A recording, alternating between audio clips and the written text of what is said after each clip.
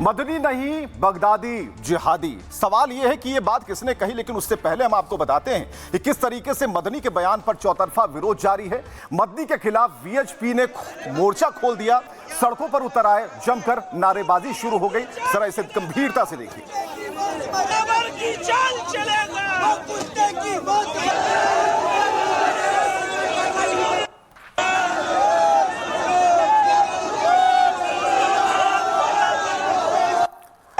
सिर्फ सड़कों पर विरोध ही नहीं, यहां पर एक और तस्वीर आती है यति नरसिंहानंद की। वो अनुरोध कर रहे हैं कि मदनी के खिलाफ एक्शन होना चाहिए और छोटा मोटा नहीं बल्कि बुलडोजर एक्शन। दारुल उलूम देव योगी आदित्यनाथ जी महाराज जी के चरणों में अनुरोध करना चाहता हूं कि अरशद मदनी को अविलंब फांसी दी जाए और जितने भी इनके ठिकाने हैं सबसे पहले दारुल उलूम देवबंद उस पर तुरंत बुलडोजर चलाया जाए। इस मदनी ने जिहाद की कॉल दे दी है।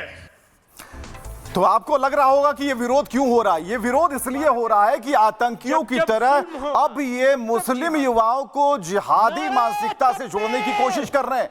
उन्हें कह रहे हैं कि आप एक्शन में आ जाए, तब जिहाद होगा। मैं इसको दोबारा कहता हूं, जब जब जुल्म होगा तब जिहाद होगा। नारे तकबीर। अब लेकिन इतना ही नहीं, ये बात बिहार पहुंच गई और बिहार के राज्यपाल ने भी अपनी प्रतिक्रिया दी। बिहार के राज्यपाल ने सटीक, सीधी और एक कड़ा रिएक्शन दिया है। और जो उसे शरीयत में जिहाद दीन हक की तरफ बुलाने, मतलब मैं आपको इनवाइट करूं कि आप मेरे रिलीजन में आ जाइए, और जो उसे कबूल ना करे उससे जंग करने को कहते हैं।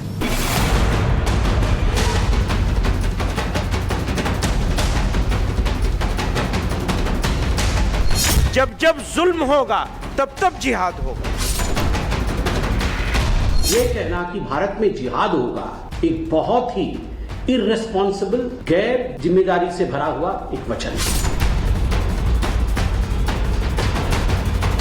ऐसी होने का ढोंग रचने वाले कुछ लोग, उन्होंने हमेशा मुसलमानों को गुमराह करने की नीयत के साथ काम किया है। शरीयत में जिहाद दीन हक की तरफ बुलाने और जो उसे कबूल न करे उससे जंग करने को कहते हैं। जिहाद के नाम पर लोगों को मानव बम बना देना, जिहाद के नाम पर बम विस्फोट कराना, यही तो सिखाया है। इन मुल्ला मौलवियों की भी आखिरकार जवाबदेही कब तय होगी?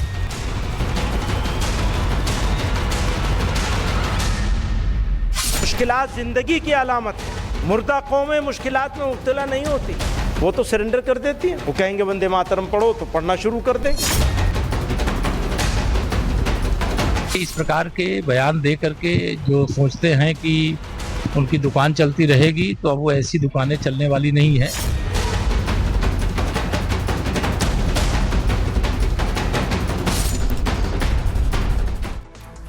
तो मदनी के कहने का मतलब यह है कि जिहाद में शामिल हो जाओ, कितना भी पढ़ो मतलब उससे नहीं है। बारूद से दोस्ती कर लो, बम बांधो, खुद भी उड़ जाओ और दुनिया का हाल बुरा कर दो, यही कह रहे हैं। दिल्ली बम धमाके को जिहादियों ने जिस तरीके से अंजाम दिया था, जिस तरीके से जिहादी उमर दिल्ली के लाल किले पर बम बांधकर फट गया, ठीक उसी तरह मौलाना मदनी अब मुसलमानों को भड़का रहे हैं। वो इस घटना का विरोध नहीं कर रहे, बल्कि महमूद मदनी मुस्लिम युवाओं को जिहाद करने के लिए उकसा रहे हैं। कह रहे हैं कि आ जाओ जिहाद करो। उन्होंने कहा कि जब जब जुल्म होगा तब जिहाद होगा। कहने का मतलब कि जिहाद के खिलाफ देश भर में अब विरोध प्रदर्शन शुरू हो गया। विनोद बंसल ने कहा, मदनी क्या पाकिस्तानी है? विनोद बंसल कह रहे हैं। उन्होंने कहा कि महमूद मदनी और अरशद मदनी में होड़ मची है, कंपटीशन है, कौन बगदादी बनेगा, कौन जैश का सरगना बनेगा। ये देश के मुस्लिम युवाओं को जैश जैसा बनाना चाहते हैं। दानिश आजाद कहते हैं कि ये मुस्लिमों को गुमराह कर रहे हैं और ये लोग देश के मुस्लिमों को भड़काने की कोशिश कर रहे हैं। आम मुसलमान भी जानता है कि जिहाद का मतलब क्या है। हिंदुस्तान का मुस्लिम वर्ग ऐसे लोगों के बहकावे में नहीं आएगा।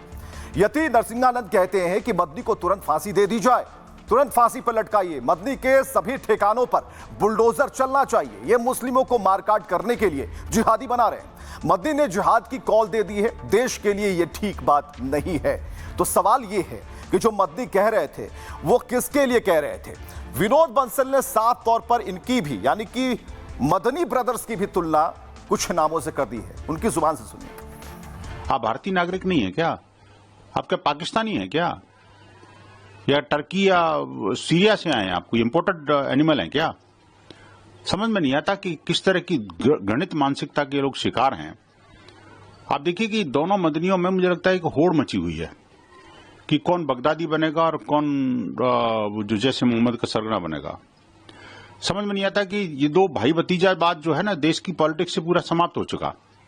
लेकिन ये मदनी ब्रदर्स में एक चाचा एक भतीजा है, दोनों में होड़ मची हुई है कि कौन पहले जन्नत में पहुंचेगा और कौन पहले जन्नत में पहुंचाएगा लोगों को। जिहाद, जन्नत, जलालत, इन शब्दों के जंजाल में फंसा करके देश के मुस्लिम यूथ को ये जैसे मोहम्मद जैसे आतंकवादियों की राह पर चलाने का कुत्सित प्रयास जो कर रहे हैं ना, ये पूरी कौम के लिए न सिर्फ गद्दारी, देशद्रोह और जो इनके लिए घातक होगा, बल्कि भारत के लिए भी बेहद शर्मनाक है।